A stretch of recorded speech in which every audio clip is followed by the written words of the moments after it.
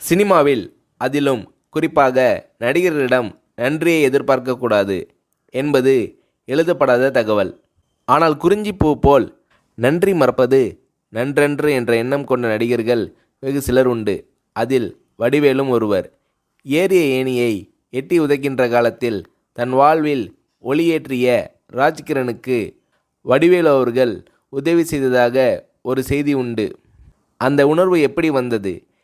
இதை பற்றி வடிவேலு அவர்களை ஒரு முறை சொன்னபோது, எப்படின்னு சொல்கிறது கஷ்டம்ன, ராஜகிரண் சார் இல்லைனா நான் இல்லை, இந்த புகழ் வசதி வாய்ப்பு எதுவுமே இல்லை, அவர்தான் கை தூக்கி விட்டு சோறு போட்டார், எனக்கு அவர் கடவுள் மாதிரி, அப்பேற்பட்ட மனுஷனுக்கு கஷ்டம் வந்தால் பார்த்துக்கிட்டு சும்மா இருக்க முடியாதுண்ணே, அதனால் என்னால் முடிஞ்ச உதவியை செஞ்சேன், அதை உதவின்னு சொல்கிறதே பெரிய வார்த்தைண்ணே, நன்றி கடன்னு தான் சொல்லணும், இன்னும் கூட தீர்க்க முடியாத நன்றி கடன் அது என்று உருகுகிறார் வடிவேலு.